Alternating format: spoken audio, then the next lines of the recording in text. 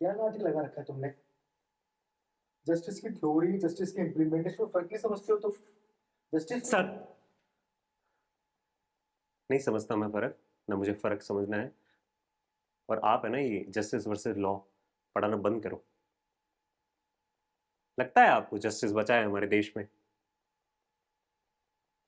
या उसकी अंतिम यात्रा कब की निकल चुकी है और हम में से किसी को पता ही नहीं।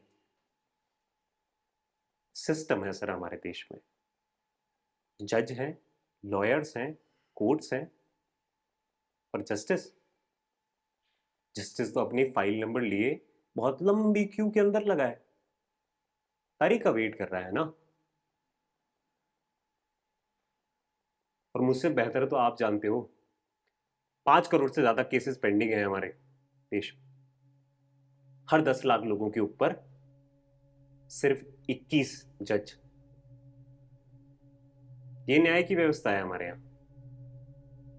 ये व्यवस्था थोड़ी, व्यवस्था की बर्बादी है। खैर,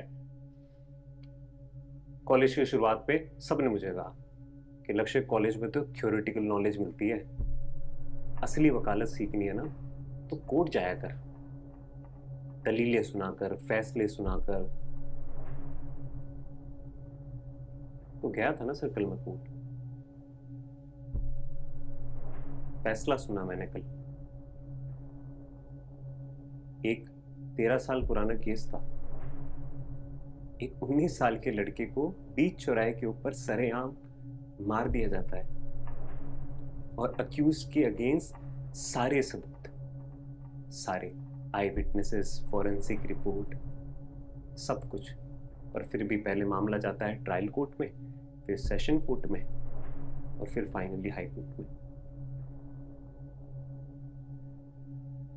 पर कल वर्डिक्ट मिलता है, अक्यूज्ड को उम्र कैद की सजा,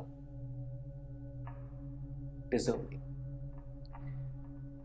बट विक्टिम की मां बिल्कुल शांत, जस के तस नहीं हुई वो।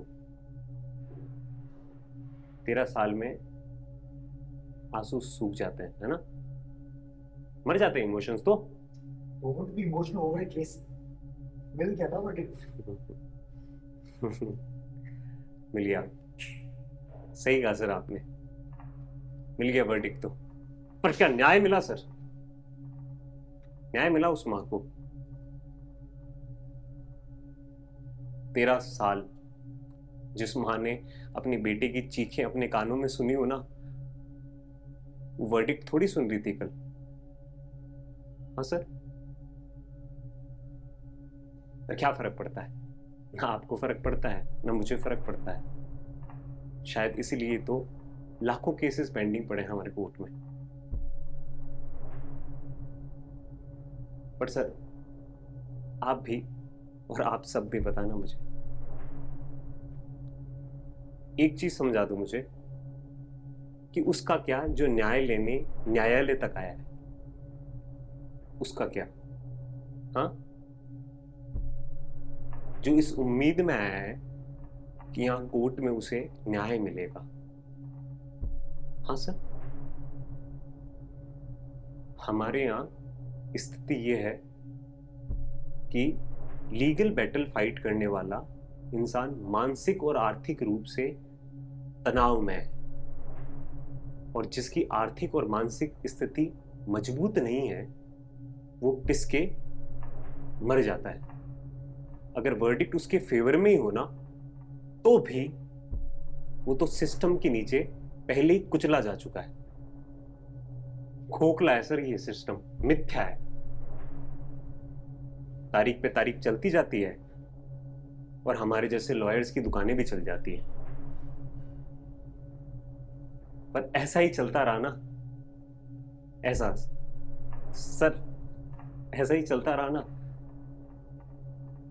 तो हमारे यहाँ इंसाफ के लिए भी इंसान भगवान को याद करेगा, ना कि जज को और कोर्ट को।